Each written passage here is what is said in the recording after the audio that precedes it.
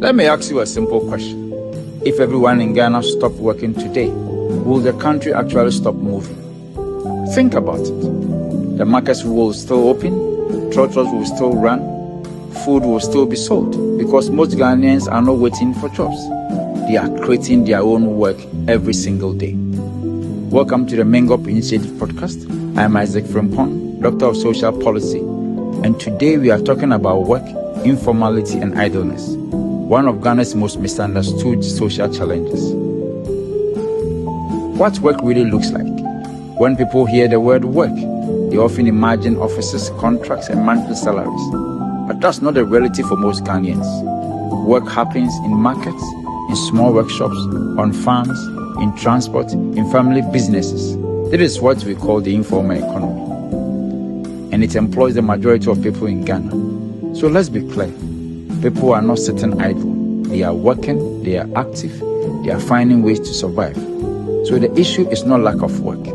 The issue is what kind of work people have access to.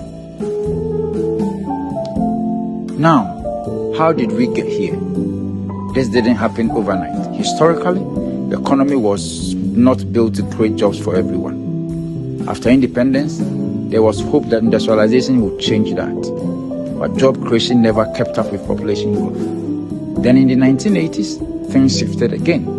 Public sector jobs reduced, state employment shrunk, and more people were pushed to find their own way. Since then, we have seen many programs, youth employment initiatives, entrepreneurship funds, skills training schemes. Some made an impact, many did not last. And today the reality remains. There are simply not enough formal jobs for the number of people entering the workforce. So people adapt.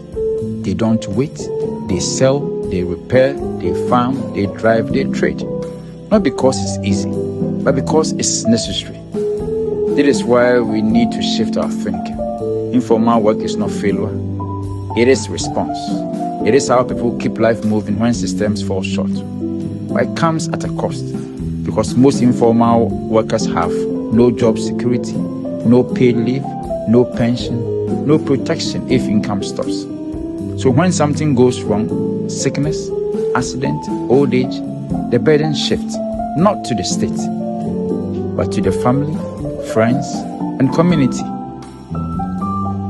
Now let's talk about idleness. We often hear that young people are idle, that they are not doing enough. But look closer.